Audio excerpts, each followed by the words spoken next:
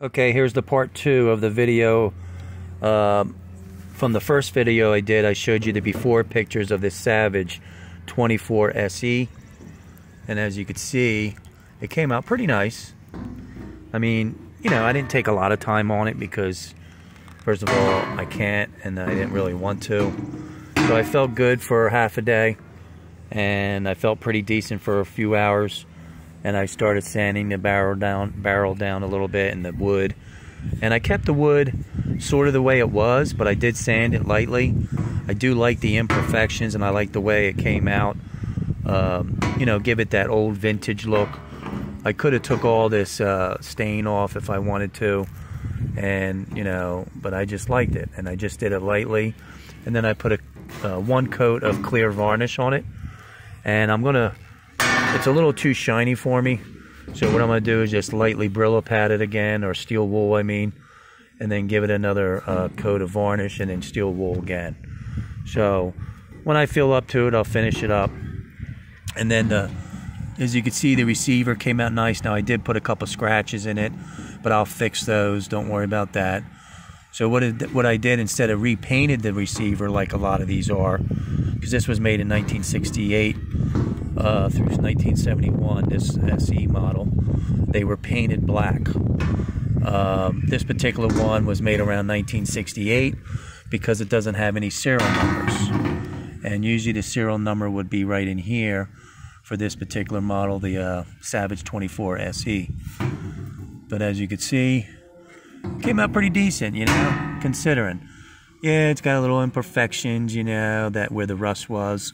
I could have spent some more time sanding it, but I'm okay with it, you know. Now there is one thing. When I took this apart, let me just show you real quick. Well, first of all, it's got the original front sight, as you can see, and it has the original dovetail back sight with the elevator right here, the original. So everything's still intact. And let me just give you a good shot of it. And I think I'm proud of myself, you know. Like I said, I'm not a perfectionist, and to what I could do, I'm limited on what I could do. It's because I'm physical. I have a lot going on, but I'm proud of myself.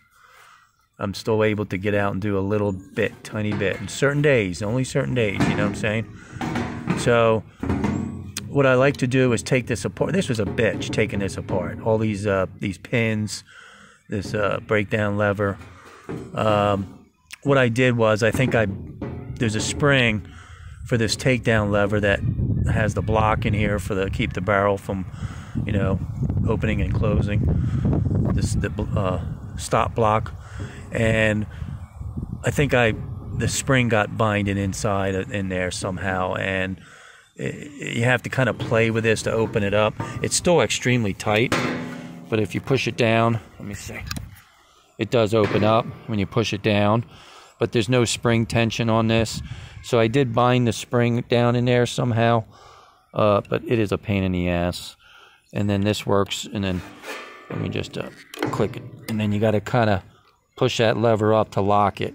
But it is very tight, very, very, very tight. As you can see, it still works. But you have to play with that to get that open up, you know, your barrels. So it's not right. But what I'm going to do is I'm going to buy 2 new springs. I'm going to buy a trigger spring and a hammer spring. And what I might also do is buy a brand new trigger guard. They're only like $13, I think, for the trigger guard.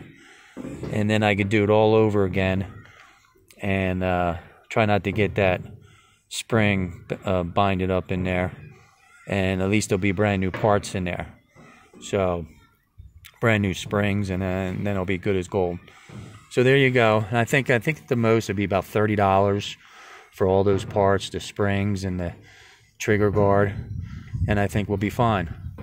And like I said, as soon as I feel up to steel wool in this a little bit, and putting a couple more coats of clear coat, and then steel wool to make it a little bit semi-gloss, and then I'll put some sling rings on it. I'll put a sling ring here and maybe here, or I'll try to get something to hook on the barrel or something. Maybe there's something out there. And then I have a vintage Army leather sling, which would look really cool on this. So there you go. So I hope you liked it. Didn't take me too long. And then I'll just clean up some of these scratches that I put on it accidentally when I was putting the pins in.